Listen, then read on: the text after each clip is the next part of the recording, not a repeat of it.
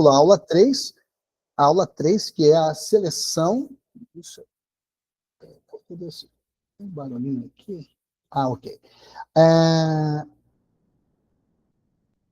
A aula número 3, nós falamos... A gente tem que falar rapidamente da aula anterior, que é todo o planejamento que existe para a plantação de uma igreja. Nós vimos o modelo de Paulo e alguns aspectos, que inclusive eu mandei para vocês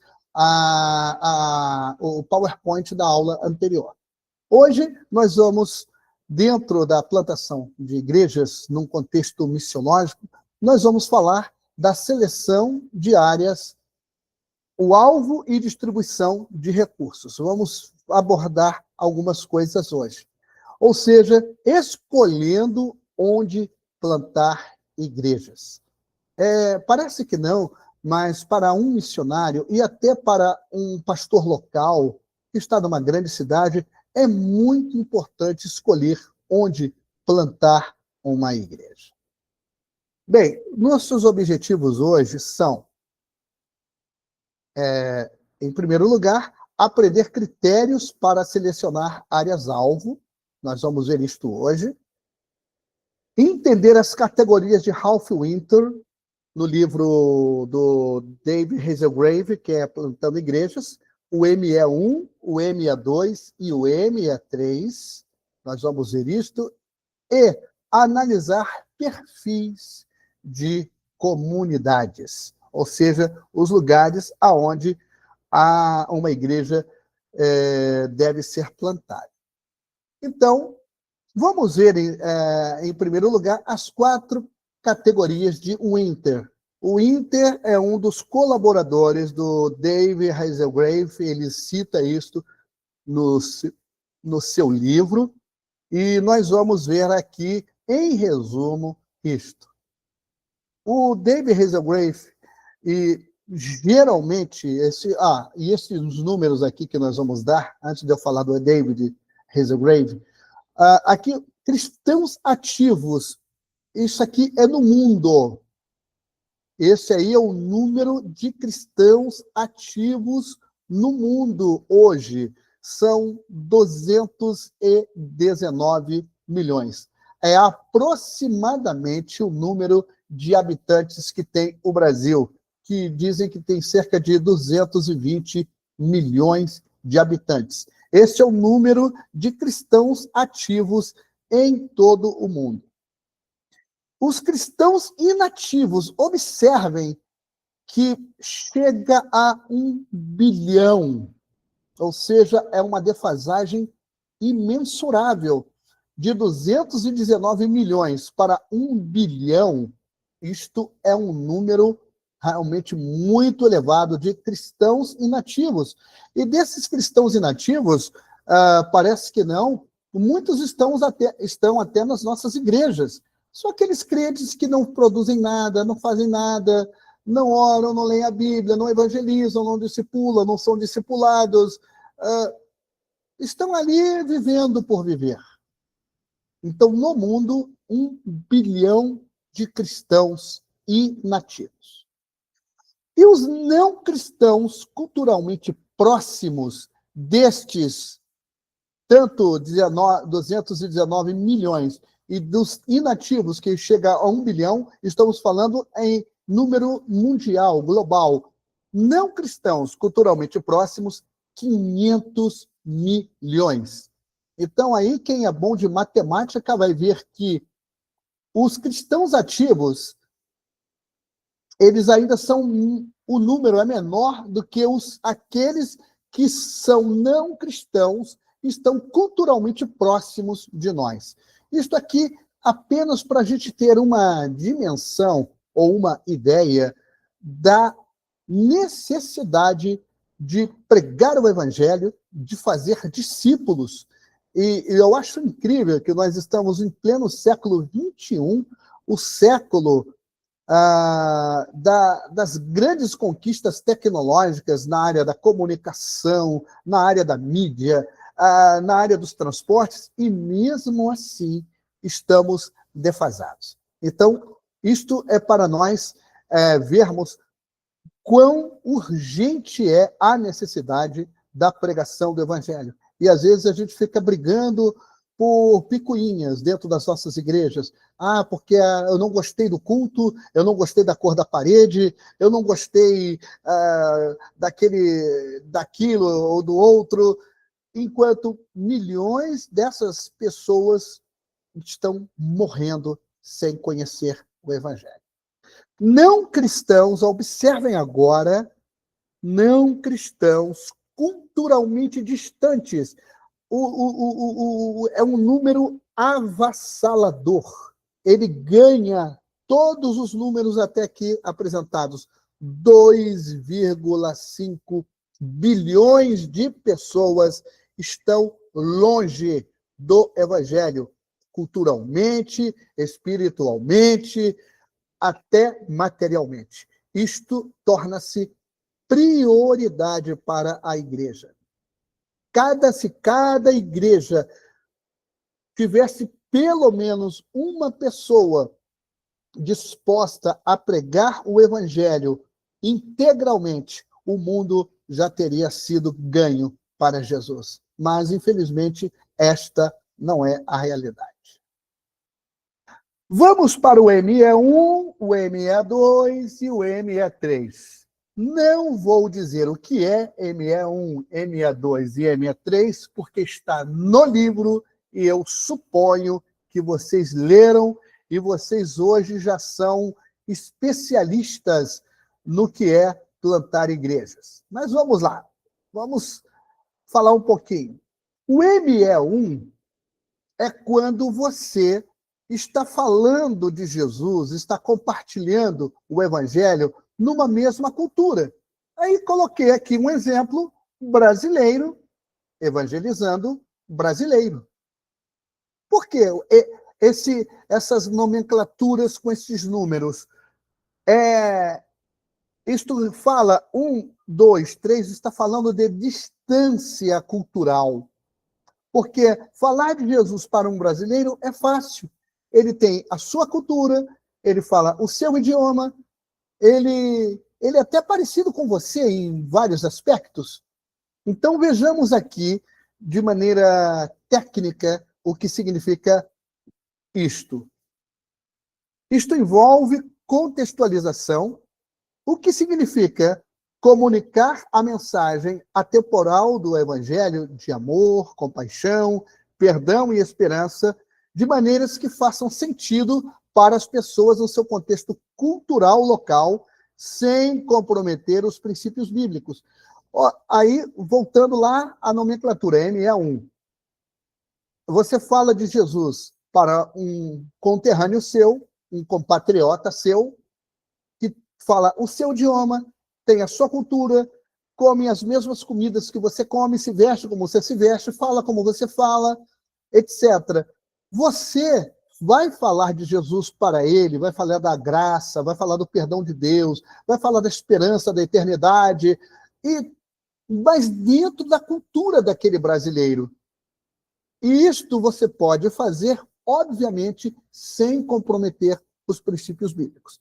Aliás, eu tenho visto que hoje a gente não, mas muitos cristãos, eles acabam comprometendo os princípios bíblicos. Porque, vou falar de Jesus, vou colocar um exemplo, assim, bem a grosso modo. Então vou colocar um baile funk dentro da igreja para chamar a atenção dos jovens e tal. Isto não é correto. Porque eu tenho as minhas dúvidas quanto eu estar ouvindo uma música horrível, com linguajar péssimo, e ao mesmo tempo eu querer falar de Jesus. Eu, na verdade, estou comprometendo os princípios bíblicos. Se eu trago, digamos, o mundo para dentro da igreja no intuito de evangelizar. Isto está completamente errado e muitos, infelizmente, têm feito isto. Ou seja, eles pegam elementos, às vezes, nocivos da cultura, porque não existe nenhuma cultura perfeita, diga-se de passagem, Por mais bonita que seja a cultura europeia, ou a cultura oriental, ou a cultura latino-americana, cada cultura tem seus prós e seus contras. Então, algumas coisas que contradizem até e comprometem, perdão, o evangelho, por exemplo, é usar elementos da minha cultura, às vezes elementos nocivos como a música, certas coisas, certos hábitos, para querer evangelizar. Eu posso falar de Jesus na minha cultura, falando o meu idioma, sem comprometer os princípios bíblicos, que é a melhor maneira. Jesus não me mandou, e o evangelho bíblico, ele nunca vai me dizer que eu tenho que me moldar ao mundo. Pelo contrário, eu tenho que me moldar a Deus. Lá em Romanos, no capítulo 12, versículos 1 e 2, é muito claro. No versículo 2 diz que não vos conformeis a este mundo, mas transformai-vos. Então, a transformação, ela não vem de eu querer botar coisas do mundo dentro da igreja no intuito de pregar o evangelho. Isto é um engano imensurável. Então, eu posso pregar para o meu amigo brasileiro, o meu irmão brasileiro, o meu conterrâneo, o meu compatriota, de maneira clara, objetiva, mas sem comprometer os princípios bíblicos. Então, isso é apenas um exemplo do que é este ME1. É você, resumindo, você prega o evangelho, discipula, evangeliza na sua cultura, no seu idioma.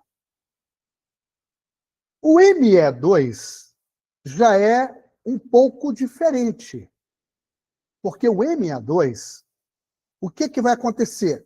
É uma cultura próxima. Temos aqui um exemplo, o latino-americano nos Estados Unidos. Vamos ver que latino-americano é uma coisa e norte-americano é outra.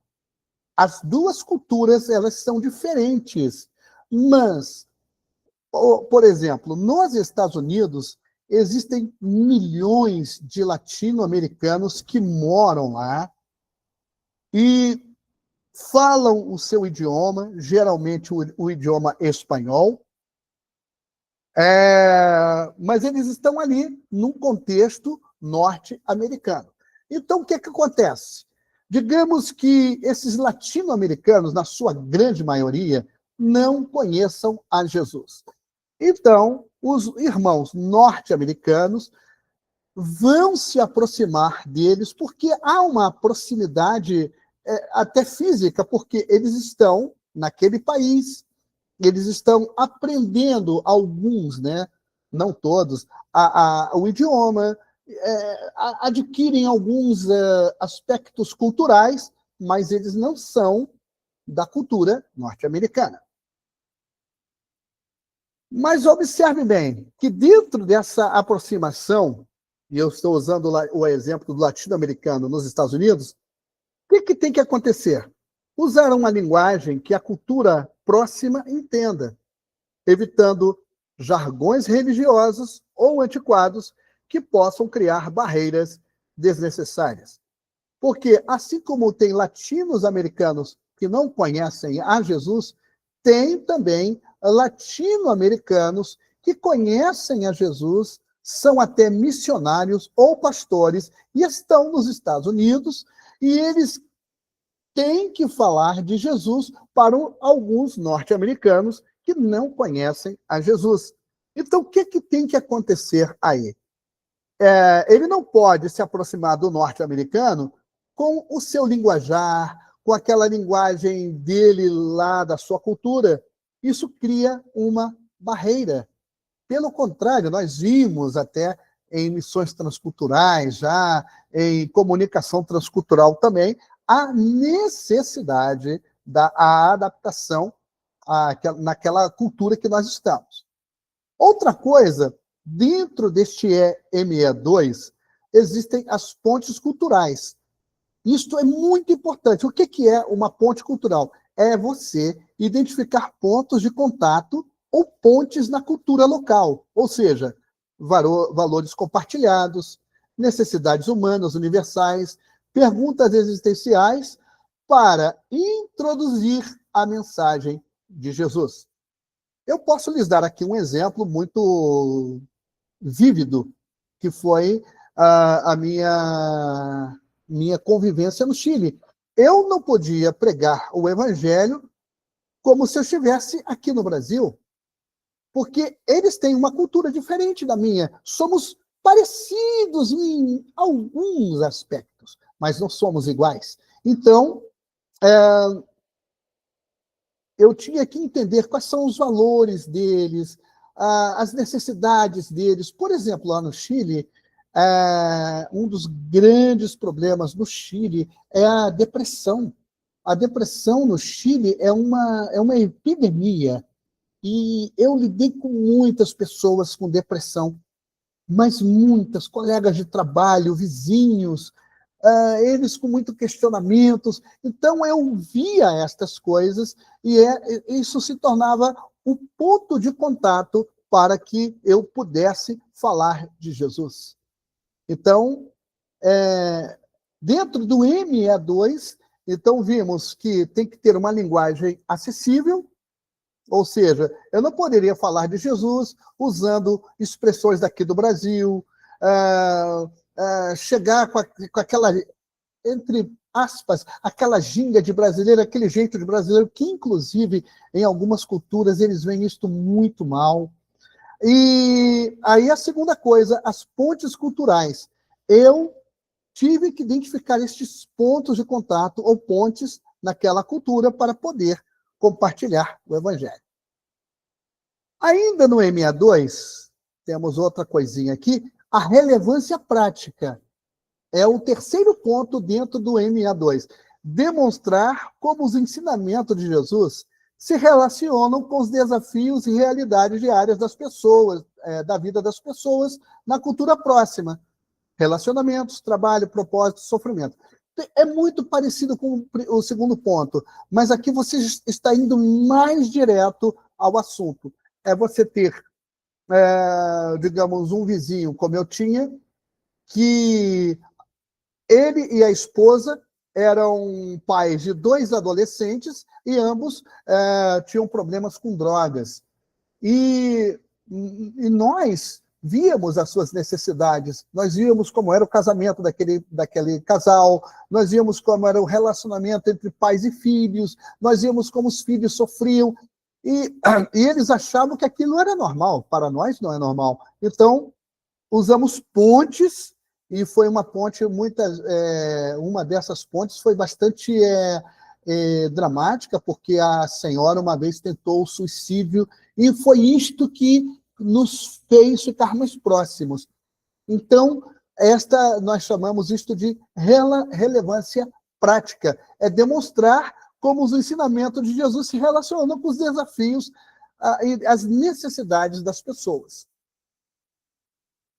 Vamos para o ME3, que o ME1 é uma coisa, o ME2 é outra coisa. Agora, o ME3, ele é mais complicado. Por quê? Uma cultura distante. Exemplo, missionário ocidental no Japão. Aliás, falando de Japão, outro dia eu vi uma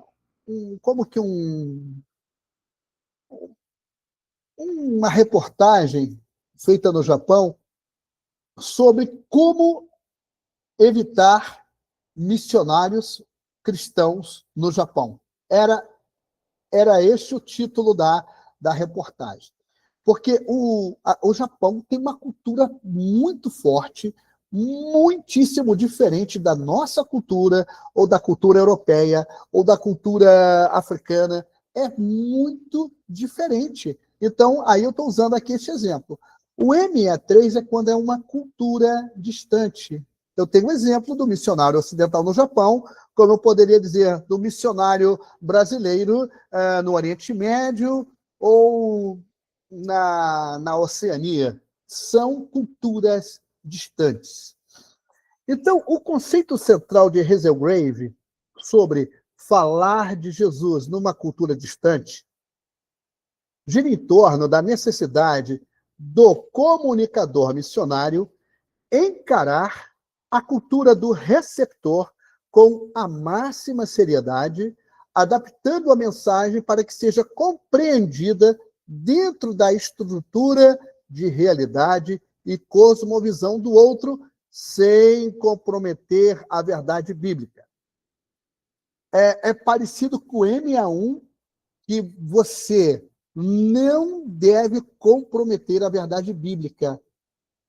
Então, um missionário nesta cultura distante, a ME3, ele tem que realmente conhecer para poder comunicar bem o evangelho, adaptando a mensagem de maneira que ela seja compreendida dentro da realidade, no caso aqui, do japonês. Tem que haver o que nós chamamos de seriedade cultural. Haselgrave defendia que, para uma comunicação eficaz, o missionário deve aprofundar-se na cultura local.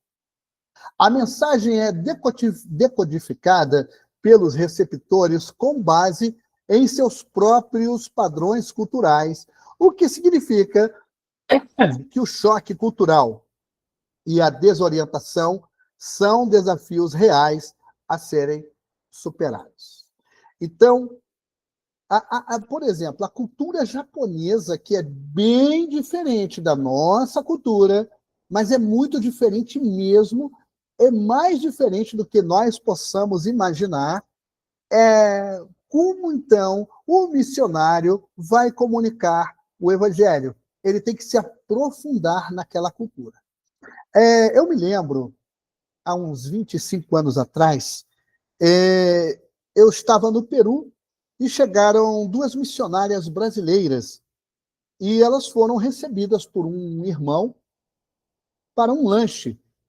As duas irmãs eram de um estado daqui do Brasil, que não é daqui da região sudeste, eram moças muito cultas, muito educadas, e como a gente costuma dizer, né, no popular, eram bem patricinhas. E tinham seus corpinhos delgados, eram magrinhas, e aquela coisinha toda, né? E foram comer, fazendo um lanche na casa lá de um irmão. A primeira coisa que elas fizeram, na hora de pegar o pão, foi tirar o miolo do pão. O irmão, dono da casa, ficou olhando para aquela atitude. Elas comeram e tentavam falar um espanhol misturado com português, que no final ninguém entendia nada. Aí, quando acabou tudo, as irmãs foram embora, o irmão, dono da casa, me chamou. Ele me conhecia já há alguns anos e disse: pastor, eu me senti muito ofendido por essas missionárias. Eu já imaginava por quê. Porque no Peru, jamais se tira o miolo do pão. Imaginem, para nós é comum, mas lá no Peru isto é uma imensurável falta de educação. E as duas irmãs fizeram isto. Além de não procurarem falar um espanhol inteligível. E ficavam com brincadeiras e tal. Então, ou seja, um choque cultural que significou uma barreira. Eu conversei depois com aquelas duas irmãs, elas foram muito humildes, e falaram: ai, pastor, nós não imaginávamos. Foram depois e pediram perdão àquele irmão, aquela coisa toda. Mas vocês estão observando como, quando uma cultura é diferente da nossa, nós precisamos nos adaptar mesmo, porque o choque cultural é complicado. É uma coisa que realmente é complicada. Dentro ainda do ME3, a comunicação eficaz. O David Haselgrave desenvolveu modelos para medir a distância cultural MA1, MA2, MA3, que ajudam a determinar o nível de adaptação necessário. O livro fala isto, por isso é que é bom ler, é bom dar uma olhadinha lá. A distância geográfica, por si só, não é o fator principal, mas sim a diferença linguística e cultural. Isto é preponderante no modelo de ME3, que é essa cultura distante. Dentro ainda do ME3 vem outra coisa, que é a contextualização. Um dos temas centrais de Haselgrave é a contextualização do Evangelho. Isso envolve a apresentação da mensagem de Cristo de maneiras culturalmente relevantes, abordando as visões de mundo, naturalista, tribal, hindu, budista, chinesa, monoteísta, etc., do público-alvo. Por exemplo, os japoneses, nós sabemos que são budistas, na sua maioria. Então, eles têm uma visão completamente diferente devido à sua religião. Então, a pessoa tem que entender isto para poder contextualizar a comunicação do Evangelho. Dentro ainda do MA3, equilíbrio entre forma e função.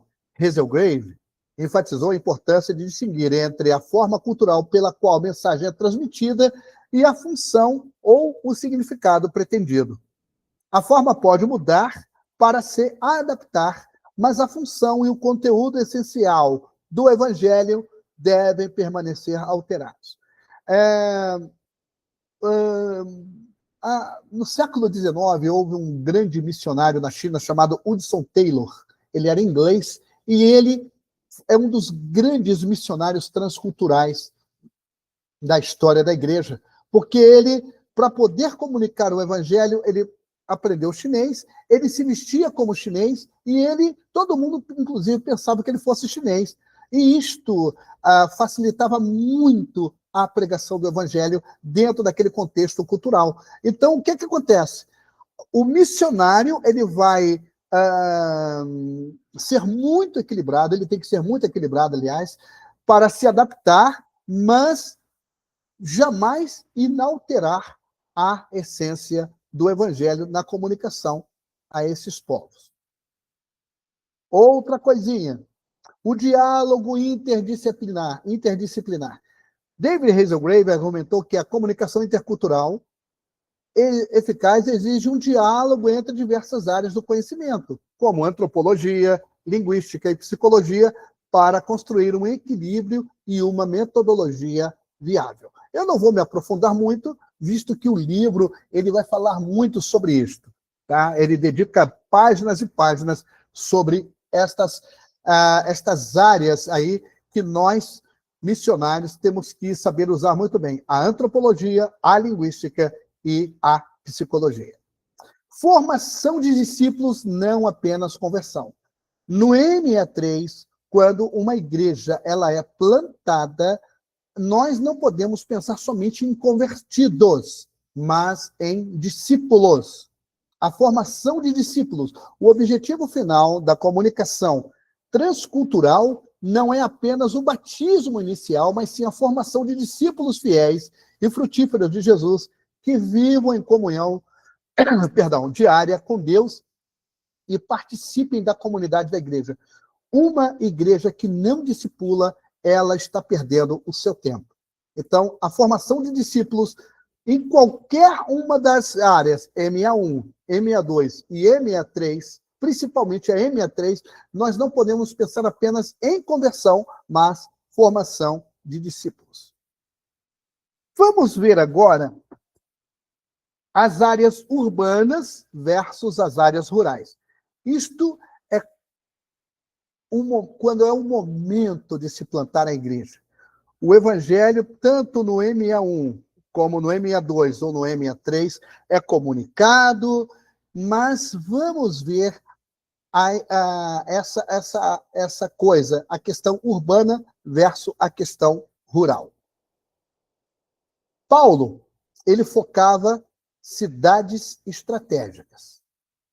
Nós vemos no livro de Atos, que é o livro que mais fala das atividades missionárias de Paulo, ele sempre começava a pregar em grandes cidades, cidades estratégicas, diga-se de passagem. De acordo com David Hazelgrave e outros teólogos e missiólogos que ele cita, como Ellen, as cidades escolhidas por Paulo eram centros nevrálgicos do Império Romano, o que maximizava o impacto e a disseminação do Evangelho. Eram esses lugares que Paulo, por exemplo, Éfeso, Filipos, Esmirna, Capadócia, todas essas cidades que Paulo pregava, eram centros de administração romana, eram cidades muito importantes, eram capitais de províncias romanas. Eram também centros de civilização grega e influência cultural. Para quem conhece a história do Novo Testamento, sabe que a civilização grega, a cultura grega, era a que mandava. A questão da influência cultural tinha uma grande importância. Eram também importantes núcleos comerciais. Então, observem que Paulo não começava lá num lugarzinho do interior, longínquo. Não, ele pensava nos grandes centros urbanos, porque dali é que iriam sair igrejas para todas as demais províncias. A ideia central é que, ao estabelecer igrejas em cidades-chave como Éfeso, Corinto e Antioquia, a mensagem cristã poderia irradiar mais facilmente para as regiões e cidades menores ao redor, como parte de um plano estratégico de evangelização. Observem que Paulo, ele era um excelente estratega. Ele sabia o que ele estava fazendo. Nós vimos na aula anterior que Paulo, ele sabia o que ele estava fazendo. Paulo era muito organizado. E no caso agora da plantação de igrejas e chegar com a mensagem do evangelho, tinha que ser em grandes cidades. Agora, nós temos que entender o que é perfil global da comunidade alvo. Vimos que Paulo tinha essa estratégia. Antes de passar a este assunto, até hoje, eu trabalho desta forma. No campo missionário, o meu centro de operações sempre foi em capitais, porque uma vez ali plantada uma igreja, uma vez ali os obreiros sendo formados, as pessoas sendo discipuladas, era mais fácil chegar ao interior. Isto aconteceu no Peru. Logo no meu primeiro ano, isto aconteceu. Eu lembro-me que o meu líder de jovens lá na época, ele foi muito bem discipulado e ele precisou se mudar. Ele ia para o interior. Ele ia sair daquela de uma cidade que na época tinha seus 150 mil habitantes. Ele iria para um lugar bem pequeno no interior, a algumas horas de viagem de carro. E ele, chegando nesse lugar, o que aconteceu? O nome dele é Fernando Tarque. O Fernando Tarque, ele plantou uma igreja. Passados vários meses, eu encontrei com ele e, para a glória do Senhor, o que ele me falou? Pastor Marcos, temos uma igreja plantada no lugar tal, que eu agora esqueci o nome. Então, de lá, eles foram plantando outras igrejas em outras comunidades. Então, é um princípio que Paulo usava e que, para o missionário, é importante. Agora sim, vamos ver o perfil global da comunidade alvo. Então, aqui, observem bem, vocês podem ver aqui o fluxo cidade, aldeia, tribo. Observem bem que a sociedade urbana, aqui representada por edifícios altos, mas, não é? ela troca, há um fluxo forte entre a sociedade urbana e a sociedade camponesa. Aqui, eu estou passando o mouse aqui para a gente ter uma ideia disto, certo? Mas nós vemos aqui que é um fluxo não tão constante entre a sociedade camponesa e a sociedade primitiva. Vamos tomar um exemplo. Vamos tomar uma cidade como São Paulo. São Paulo, que é uma grande megalópole, tem cidades camponesas, cidades menorzinhas, que fazem um fluxo muito grande com São Paulo. Porém, esta sociedade primitiva, digamos que no interiorzão lá de São Paulo, tenha uma sociedade primitiva, o que seria muito difícil. A comunicação entre a sociedade primitiva com esta grande cidade, ela é praticamente nula.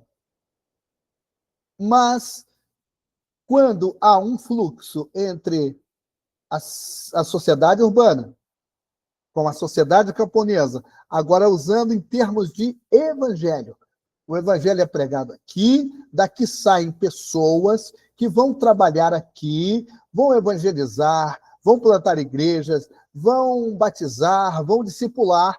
E o que vai acontecer? As pessoas daqui facilmente chegarão aqui na sociedade primitiva. Então, este é o mesmo princípio que Paulo usava lá no tempo da igreja primitiva. E que hoje nós precisamos usar. Porque é mais fácil fazer isto, seguir este fluxo daqui até aqui, do que querer ir direto para cá. Em alguns casos é possível, mas em outros torna-se muito difícil. Vamos ver priorização com critérios. Aqui nós estamos vendo um mapa, estamos vendo esse quadradinho daqui, que ele está dentro desse grande quadrado aqui. Aqui, digamos, é uma área-alvo. É uma área-alvo. Então, ela está dentro de uma região. Então, o que acontece? Primeira coisa que o plantador de igreja, o missionário tem que ver, é fazer uma análise demográfica e espiritual da comunidade-alvo. Ele está para chegar ali, mas ele tem que ter um conhecimento, quantas pessoas, qual é a religião que eles praticam, se é animismo, se são budistas, ou se são espíritas. A análise demográfica e espiritual, saber realmente quais são as necessidades espirituais daquele lugar. Para isto, é necessário o uso de equipes, núcleos de crentes e recursos materiais. Nunca se faz a obra de plantar igrejas solitário. Eu trabalhava com uma equipe. Até hoje, eu trabalho como equipe. Eu estou formando no Chile uma equipe de plantadores de igrejas. Nunca se planta uma igreja sozinho. E, claro, os recursos materiais que são necessários. Análise demográfica. Temos que ver como uma ferramenta estratégica. Para Haselgrave, a análise demográfica é uma ferramenta essencial para que os missionários e líderes religiosos compreendam o contexto cultural e social da população-alvo antes de iniciar as atividades missionárias. Antes, não é durante, é antes. A compreensão do público. A coleta de dados sobre idade, sexo, renda, escolaridade, localização geográfica, características demográficas, se tem morros, se tem rios, e também como é que é o povo em si, ajuda a identificar tendências e padrões dentro de uma população, permitindo uma comunicação do evangelho mais eficaz e contextualizada. A pessoa, o plantador de igrejas, ele tem que ter esta informação. Vai facilitar muito para ele. Dentro dessa análise demográfica, planejamento de missões. Hazelgrave enfatizou a necessidade de um plano mestre para a plantação de igrejas, que inclui considerar detalhes como estruturas sociais, dados demográficos e pesquisas de opinião. É muito bom, às vezes, fazer... Eu fiz isso no Peru, lá na cidade de Tacna. Outra coisa, contextualização.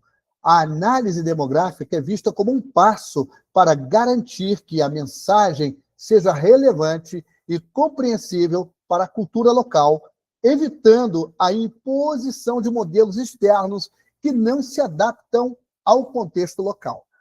É outra coisa muito importantíssima, porque, às vezes, um missionário que talvez não tenha certa informação dessas análises que são necessárias, ele chega querendo impor o modelo da igreja dele. Não é assim. Não vai funcionar.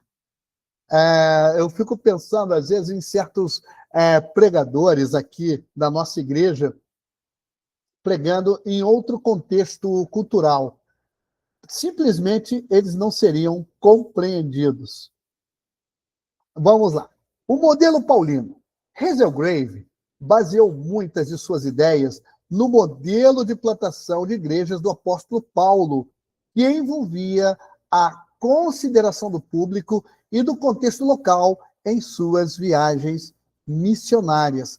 Paulo procurava conhecer muitos aspectos de como era a cidade onde o evangelho seria anunciado. Uso de equipes. O termo equipes refere-se a um modelo ou metodologia para a plantação de igrejas e missões transculturais, desenvolvido pelo missiólogo David Hazelgrave.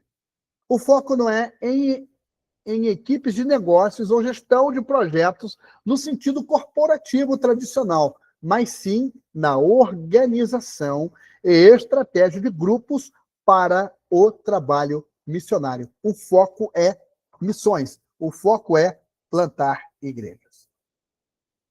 O uso de equipes. Hazelgrave aborda a importância de equipes de trabalho no cenário do ministério e das missões, possivelmente contrastando a eficácia do trabalho em grupo com esforços individuais e discutindo a estruturação de novas equipes ministeriais para o crescimento da igreja.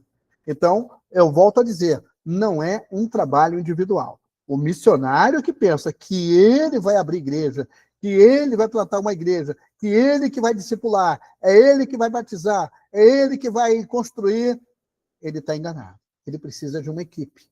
É muito importante. Atividade sugerida para vocês. Pesquisa em grupo. Escolher uma cidade ou bairro e preencher um perfil global da comunidade, como na figura 10 do livro.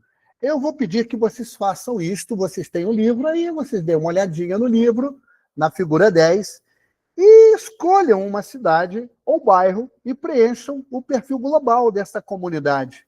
Tá? É uma tarefa e eu quero esta tarefa para a próxima aula. Não vou considerar desculpas. Não tive tempo, me deu dor de barriga, o cachorro ficou doente. Eu não vou considerar isso, porque eu considero isso importantíssimo. Vocês estão passando por uma formação missiológica transcultural e um missiólogo, um missionário transcultural, ele tem que ser, acima de tudo, disciplinado. Não aceitarei desculpas. Então, para a próxima aula, eu gostaria que vocês escolham uma cidade, façam uma pesquisa, um bairro, sei lá o que for, uma aldeia, e preencham esse perfil global da comunidade, como na figura 10 do livro. E um debate. Qual seria a prioridade missionária nessa área?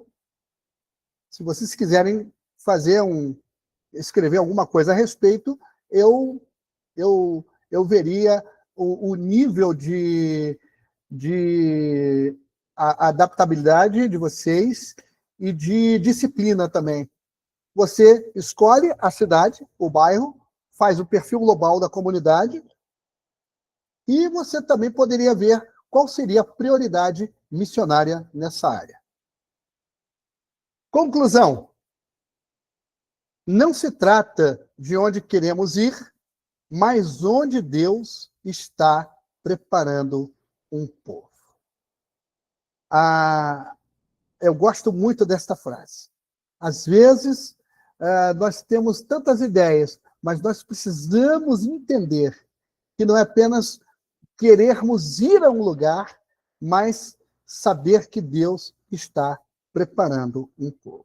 Aqui eu já deixo de compartilhar e vamos ver se nós temos alguma pergunta, alguma dúvida a respeito. Vamos lá. Vocês estão com a palavra a partir deste momento. Eu acho interessante que há uma mudez assim, coletiva. Vocês entenderam o cerne da nossa aula? Não vou explicar, não. Está no livro, leia o livro. Você pode analisar segundo o seu ponto de vista. É muito fácil. Você faz uma análise ali, você lê, tem a gravura. Você pode usar... Eu vou até mandar esse PowerPoint para vocês. Prometo enviá-lo logo. Eu esqueci de enviar o da aula 2, eu mandei quase em cima da hora. Vocês podem dar uma olhada ali e até usar o resumo dali, mas o livro vai te dar subsídios muito interessantes. É uma análise, você simplesmente ver ali o que você entendeu, aí você escolhe um bairro, uma cidade e faça uma pesquisa. Temos, isso aqui é uma excelente ferramenta. No Wikipédia, eu boto, por exemplo, eu quero ver sobre Belford Roxo. Aparece Belford Roxo, quem é o prefeito, quantos habitantes tem a cidade, tal. E, às vezes, eu já vi até lugares que aparece número de igrejas, se tem igrejas, inclusive evangélicas, uma coisa mais ou menos assim. É uma coisa simples, não é uma coisa complexa. Assim que eu só peço que vocês façam. Nada mais do que isso. Não importa a quantidade, muita coisa, dados daqui, dados dali, a cidade tem 35 mil ateus, 15 mil evangélicos. Não é isso não, Mas é o básico, simplesmente isso, o básico para que nos ajude. Porque quando a gente chega num lugar, a gente tem que fazer um mapeamento. É muito importante isso. Você tem que fazer um mapeamento. Eu estou falando aqui para missionários, não é? Então, tem que se fazer um mapeamento, uma análise, quantos habitantes tem, quais são os problemas daquela cidade, o que a cidade precisa, e tudo isso. Então, a coisa seria mais ou menos assim, tá bom? Então, não precisa ser uma coisa complexa, mas eu gostaria imensuravelmente de, na segunda-feira, eu já estar com isso em mãos. Não é na terça-feira, é na segunda-feira. Ok? Alguma pergunta? Não? Vocês acham, por exemplo, você está chegando num lugar. Você já conhece previamente. E antes de... O lugar não tem igreja, não tem nada. Tem talvez um pequeno grupo de crentes que sequer foram discipulados. E o que você faria com este quadro? É um pequeno número de crentes que talvez tenham recebido uma mensagem do evangelho de alguém que passou, eles até se converteram, mas não foram discipulados. Eles têm, na verdade, um grande interesse pelo evangelho. Digamos que são é um grupo pequeno, 15 pessoas, de algumas famílias ali, mas não tem ainda uma igreja estabelecida. O que você faria? O que você faria? Ou você não faria nada? Passaria seu tempo, acabaria seu tempo ali, você iria embora e não deixaria uma igreja plantada. Sim, Marcele. Depois a Cristina. Eu passo a palavra já já para vocês. Sim, Marcele. Professor, a primeira coisa que eu faria era tentar reunir as 15 pessoas para conversar, para saber que ponto que eles estão, né? E aí tentaria montar, se fosse do interesse deles, né? Porque o que eu estou aprendendo é que a gente não pode querer mais do que as outras pessoas, né? Se eles Exato. têm o interesse de saber um pouco mais do Evangelho, saber um pouco mais de Jesus, né? E aí explicaria, já foi batizado? Né? Porque é crente, mas calma aí, aceitou Jesus, foi batizado? Em que momento eles estão? Eu acho que a primeira coisa que eu faria era entender ali o momento para ir traçar os próximos passos. Eu faria assim, dessa forma. Muito bem. O que eu penso de igreja, professor? Eu penso que onde tem um ajuntamento, né, já é uma pequena igreja. Para mim, igreja é Uhum. isso. Não sei se Sim, não sei o que o senhor pensa, mas para mim, então, sim. assim, esse pequeno grupo que eu ia começar a conversar, tentar entender, já seria ali uma igreja. Ótimo, muito bem. Olha, baseado nisso que você falou, já vou passar a palavra para a irmã Cristina. Eu tenho, inclusive, era um material que eu iria dar nesta aula, mas eu achei por bem usar o material do David Hazelgrave. Mas eu tenho, por exemplo, os modelos de como plantar igreja. Há vários modelos de plantação de igreja. Eu separei, acho que uns 4. Eu vou mandar para vocês, esses próximos dias. Aí vocês vão ver lá, tá em PowerPoint, inclusive. Isso eu tive que traduzir do espanhol, que eu não encontrei material em português para isto. Mas é muito interessante, porque tem vários modelos de igrejas que podem ser plantadas num contexto missiológico. Pois não, irmã Cristina? Eu procuraria primeiro entender os principais problemas daquelas pessoas, né? E saber até onde, por que elas ainda se elas se realmente se reúnem, as 15 pessoas, ou se é cada um por si, Deus por todos, né? E dali fazer estratégias de oração, primeiramente, depois de conversa. Se não tem um local, se a pessoa vai a uma praça, faz uma atividade. No meu caso, eu gosto muito da atividade física. Faz uma atividade física para se aproximar, porque às vezes a pessoa pode falar até que é cristão, mas às vezes ele, na realidade, ele não é cristão. Ele ama Cristo, mas ele não tem noção do evangelho, ele não tem noção de nada. Então, vê até o quanto aquela pessoa está aprofundada. Então, se eu entrar, eu vejo desse lado, mesmo falando, eles são cristãos, só se eu tiver a certeza, porque se tiver algum ali no meio que realmente não Sim. for cristão, como que eu vou poder levar a palavra para ele? Vai entrar em choque. Eu amo Verdade. Jesus, mas não é assim. Não é assim a coisa. Então, eu teria que ver a profundidade de cada um.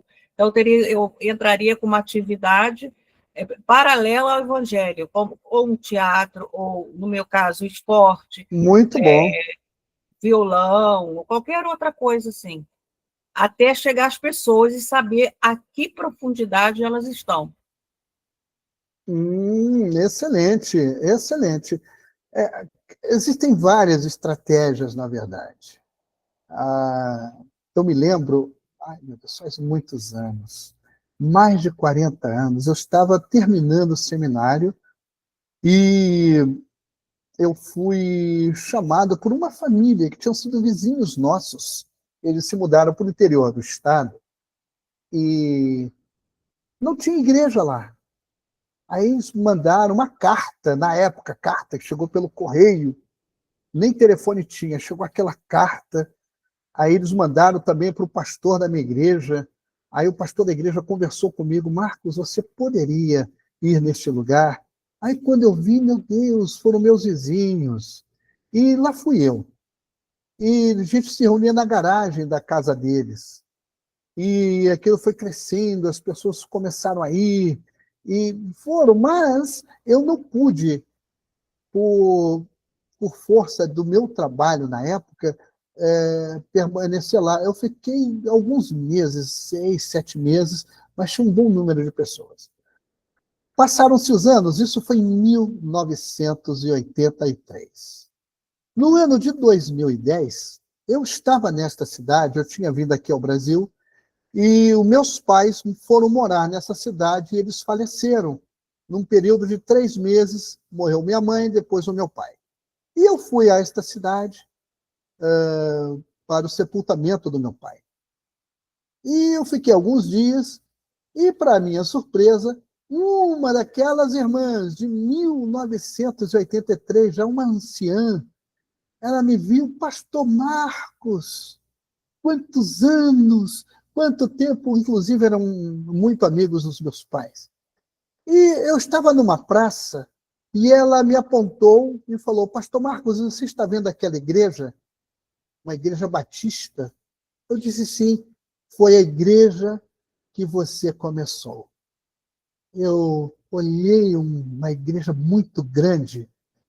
Eu disse: o quê? Ela: pastor, graças aos seus ensinamentos, graças à sua perseverança, o que você nos transmitiu, nós conseguimos prosseguir. E hoje temos esta igreja. Então, vale a pena realmente fazer estas coisas. Muito bem. Se nós não tivermos mais alguma pergunta... sim, Marcele, pode falar. Professor, eu tenho uma pergunta, não Sim. é exatamente da aula de hoje, mas Aham, eu estou lendo o livro e eu ainda estou na página 27, né? Então, assim, tem algumas aham, coisas que você citou aqui na aula que eu ainda não cheguei lá.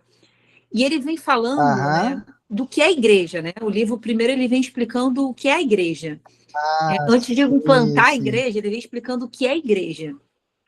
O E que aí é a gente igreja? fala muito, que eu escuto muito falar, e o Brasil, eu acredito que é uma das referências de enviar pessoas para fora, né, do Brasil, Aham, missionários. Só que a gente vê, como o senhor comentou aqui na aula, que nós, brasileiros, né, agora tem essa nomenclatura, né, de cristãos não praticantes, infelizmente, né?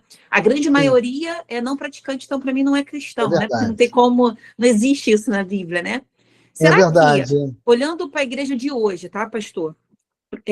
A gente não deveria, né, ter que dar um passo para trás. Em que sentido? Olhar para dentro e voltar aos primórdios, né? Porque Sim, assim como no livro, né, que ele está muito a ver com a sim, Bíblia, as pessoas se convertem, elas são acompanhadas, discipuladas, e depois de um tempo elas começam a caminhar sozinhas. verdade. Só que o que eu vejo hoje, a realidade, não estou falando mal de igreja nenhuma, por favor, não me entenda mal, professor, é que não acontece isso. Acontece o que numa parte que eu li no livro, que fala que o que a gente tem que cuidar é que para o cristão não crescer para dentro, né? Preocupado com a sua fé. E não se distrair, porque isso para mim é uma distração. Sim, sim, Então, sim, sim. eu acredito que hoje a gente perdeu isso, a missão e a visão. Estou falando da gente numa forma Sentido geral, global. né? É verdade. É, porque assim, o Brasil é um país, uma potência absurda. Só que Verdade. como que a gente vai mandar para fora se dentro a gente não está cuidado? É verdade. E por que a gente se perdeu tanto, professor, na sua visão? Ai, Você que tem uma Jesus. base assim, absurda, Meu né? Então, Deus. Bem, eu estou falando aqui para pessoas que, quando nasceram, eu já era pastor. Pelo menos eu vejo aqui, eu conheço a Renata. Sei quantos anos a Renata tem, não vou falar aqui, mas você, Marcele, a irmã Cristina, eu sei que ela é quase contemporânea a mim em relação à idade. E a Eduarda é praticamente tem idade de ser minha neta. Eu vou procurar ser resumido para não também ocupar tanto o vosso tempo, que é precioso. Mas já que essa pergunta foi feita, eu faria a seguinte análise. Quando eu me converti, há 52 anos atrás, eu tinha 10 anos, 10 para 11 anos, eu fui formado numa igreja muito forte, muito sólida. Uma igreja que as pessoas preconceituosamente chamam de tradicional. Eu não gosto dessa nomenclatura, tradicional, primo, não, isso não existe. Nós somos corpo de Cristo. E nós tínhamos escola dominical, tínhamos discipulado, as mensagens eram bíblicas, não eram mensagens motivacionais, que você é isso, que você é maravilhoso, não. Mostrava na palavra de Deus quem éramos e o que Deus poderia fazer conosco e através de nós. Eu fui crescendo assim. Quando eu fui para o seminário, era um seminário batista da nossa convenção, mas muito forte, um ensino teológico fortíssimo. Havia muita disciplina, havia muita ordem, muito respeito. E eu estou falando isso já nos anos 80. Nos anos 90, eu comecei a ver, começou a entrar essa coisa de coisa gospel, e não sei o quê, e não sei o que mais lá, certas permissividades que foram abrindo brechas na área doutrinária e até na área moral dos crentes. E eu comecei a ver, já agora nos anos 2000 para cá, a chamada relativização das coisas. Hoje, o mundo pós-moderno ele é baseado no relativismo. Tudo é relativo. Enquanto que a Bíblia nos mostra que há absolutos. Deus, Pai, Deus Filho, Deus Espírito Santo, o Evangelho, a palavra de Deus, que são imutáveis, mas hoje, inclusive, alguns pseudo-cristãos estão até dizendo que a Bíblia precisa ser revisada, ela precisa ser reescrita, e parece-me que não, mas acontece. O que está acontecendo? Essas líderes, pessoas conhecidíssimas, que têm causado escândalos. Ontem mesmo, à noite, eu fui dormir com uma péssima notícia. Um pastor que a minha esposa conheceu, de outro estado do Brasil, da região centro-oeste, ele já não pastoreia mais a igreja. O seu filho é o pastor da igreja. Existem essas heranças, hereditariedades eclesiásticas, que eu acho errôneo. E o pastor, que já é aposentado, está jubilado, aquela coisa toda, ele ganhou da igreja R$1 milhão para construir o seu sítiozinho. Só que este dinheiro não foi dado pela igreja, foi simplesmente uma canetada do pastor, que vem a ser filho deste senhor, e isto é errado. Se nós formos ver, dentro dos princípios batistas e cristãos da maioria das igrejas, isto não é correto. Isto é nepotismo e tantas outras coisas que nós condenamos quando um político faz isso, quando o presidente da República faz isso, etc. E os crentes fazem isto, infelizmente. Então, escândalos. E o que tem acontecido? Muitas pessoas dentro da igreja desacreditam o evangelho. Outro dia, na minha igreja, uma pessoa me fez uma pergunta muito capciosa acerca do ministério da nossa igreja. Ok, Renata, fique à vontade. Então, o que aconteceu? De nada. Então, o que aconteceu? São coisas desse tipo que provocam uma decaída, uma degradação do evangelho, sinceramente. Inclusive, eu vejo alguns pastores, a postura deles. Hoje a gente vê pastor que parece mais um animador de auditório do que pastor. Eu estou acostumado na minha infância, eu via, quando o nosso pastor entrava na igreja, assumia o púlpito, todos nós ficávamos de pé em respeito, Quando era feita a leitura da Bíblia, nós automaticamente ficávamos de pé. Não era só para louvor, aquela coisa toda, não. Então, muitas coisas elas foram mudando, foram se relativizando em nome do modernismo. Mas a gente se esquece de uma coisa: o nosso Deus, ele é atemporal, ele não está limitado a tempo nem a espaço, ele é imutável. A Bíblia diz: Jesus Cristo é o mesmo ontem, hoje e será para sempre. O Evangelho também é assim. Pois não, Marcelo? Desculpa, professor, estou tomando muito seu tempo. Não, absolutamente. Vai aproveitar o seu conhecimento. Não que eu ache certo, tá, pastor? De jeito nenhum, concordo com tudo que você falou. Mas o que eu penso? A Bíblia também diz que isso tudo ia acontecer. E eu acredito, pelo menos é a minha interpretação, pastor, que ela disse para a gente se preparar. E para a gente cada vez mais ler a Bíblia para estar preparado para essas pessoas que veio mesmo para escandalizar o Evangelho e desacreditar a Cristo. Exatamente. Né? Então, o que eu penso, que quando a gente entende um pouquinho da Bíblia, a gente procura cada vez mais ler a Bíblia, não é que a gente concorde, mas a gente sabe que isso é o normal, porque a gente está lendo na Bíblia, Cristo já falou que ia acontecer. Exatamente. Só que assim, a gente já sabe disso tudo, né? A minha pergunta é, se a gente aqui dentro de casa, né, vou colocar assim, identificou um problema, por que em vez de a gente mandar o pessoal para fora, a gente não trata dentro? Eu estou falando das denominações, tá, pastor? Vou colocar assim, infelizmente, né? Sérias, tá? Porque quando a pessoa fala para mim que tem uma denominação ou tem uma igreja que é tradicional, o que eu entendo? Eu não vejo como ruim. Eu vejo como aquela denominação, aquela igreja, que ela ainda preza pela Bíblia 100%. Ela está seguindo aquilo ali, não importa o que as pessoas vão pensar. Até porque a Bíblia já diz que o Evangelho é confronto. A gente não vai agradar o mundo e está tudo bem, se a gente quiser seguir Cristo. Né? A minha pergunta é, por que, em vez de a gente mandar para fora, por que a gente não cuida dentro? A gente não volta a discipular, a cuidar dessas pessoas? Parece um pouco contraditório, porém, embora a igreja precise disto, a gente não pode ser desobediente àquilo que Jesus falou: ide fazer discípulos de todas as nações. E a Bíblia não diz primeiro naquele lugar.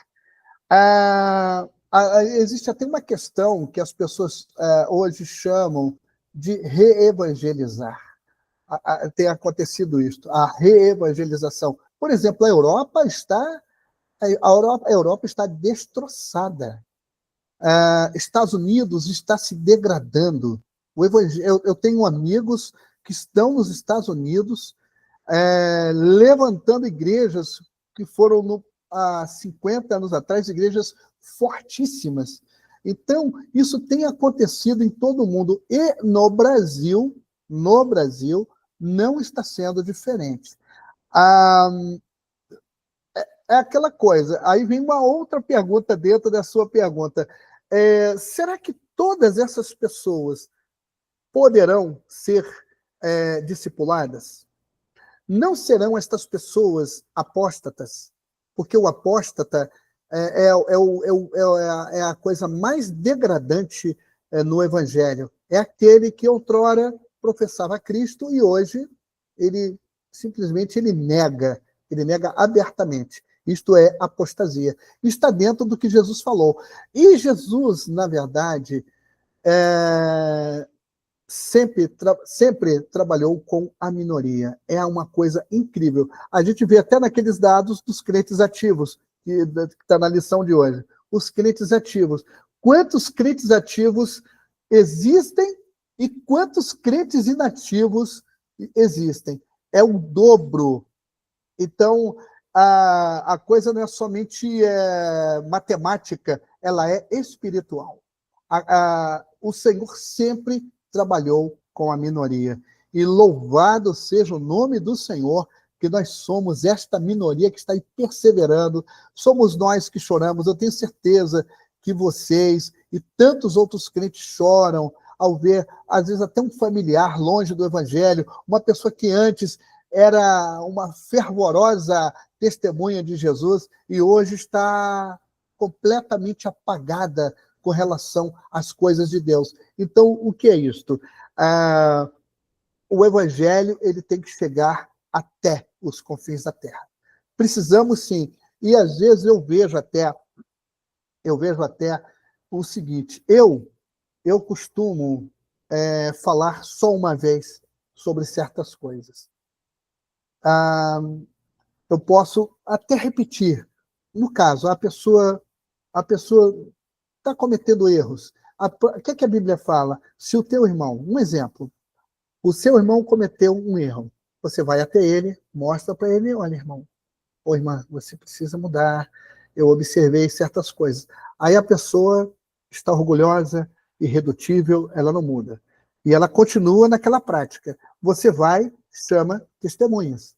As testemunhas vão, conversam com ela e tal, aquela coisa toda, mas ela continua irredutível. Aí a Bíblia diz, aquelas testemunhas levam o assunto à igreja. Imagina, a igreja. Aí não houve a igreja. O que Jesus fala a respeito dessas pessoas?